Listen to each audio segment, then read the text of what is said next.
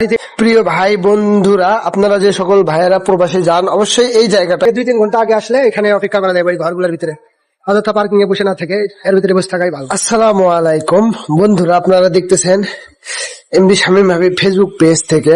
আমি এখন আছি বর্তমানে বাংলাদেশের সব থেকে বড় ইন্টারন্যাশনাল এয়ারপোর্ট হযরত শাহজালাল আন্তর্জাতিক বিমানবন্দর।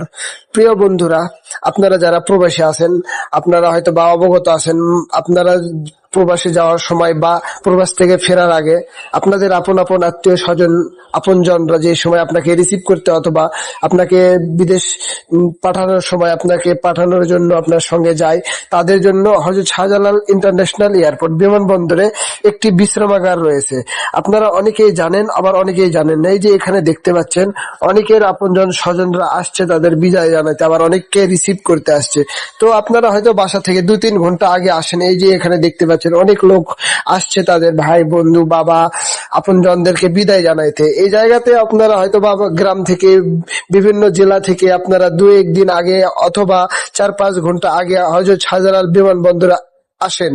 আসার পরে কি হয়, দেখা যায় এখানে অপেক্ষা করতে হয় আপনাকে গাড়ি পার্কিং এর জায়গায় অথবা মাঠে বসে আপনাকে বিশ্রাম করতে হয়। আপনার ভাই প্রবাসে যাচ্ছে, আপনার বাবা প্রবাসে যাচ্ছে, আপনার বন্ধু প্রবাসে যাচ্ছে, আপনি তো অবশ্যই তাকে বিদায় জানাতে আসবেন, এটাই স্বাভাবিক। কিন্তু এই সময়টায় আপনি 2-3 ঘন্টা আগে বাসা থেকে ফিরে হযরত শাহজালাল বিমানবন্দরে আসার পর এখানে আপনাকে অপেক্ষা করার জন্য এয়ারপোর্ট কর্তৃপক্ষ আপনাকে একটি জায়গা দিয়েছে। জায়গাটির নাম বিশ্রামাগার। সেখানে আপনি হয়তোবা অনেকেই জানেন, অনেকেই জানেন না, সেখানে যেতে পারেন না।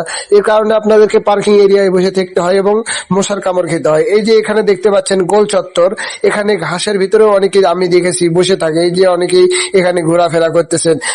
আমি জানি না অনেকেই এই জায়গাটা চেনেন কিনা। এই যে দেখুন এখানে যাত্রীগার, এই যে এই বিল্ডিংটার 2য় তলাতে আছে, এখানে লেখা আছে যাত্রী অপেক্ষাগার। এই বিল্ডিংটার 2য় তলাতে আপনারা সুন্দর একটি জায়গা পাবেন যেখানে এসি, ফ্যান, বাতাস এবং আপনাদের নামাজ পড়া, খাওয়া দাওয়া, টয়লেট করা পর্যন্ত সকল জায়গা আছে এর ভিতরে।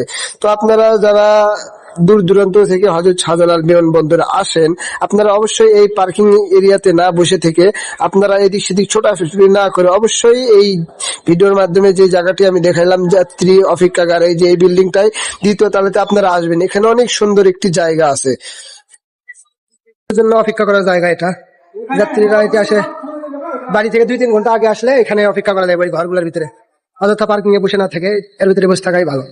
প্রিয় ভাই বন্ধুরা, আপনারা যে সকল ভাইয়েরা প্রবাসে যান, অবশ্যই এই জায়গাটায় আমি আসছিলাম, এখানে থাকলাম। অনেক সুন্দর জায়গা, আপনারা অবশ্যই আসবেন এবং এই জায়গার সুবিধা নেবেন। এটা আমাদের অধিকার, আপনাদের অধিকার। এটা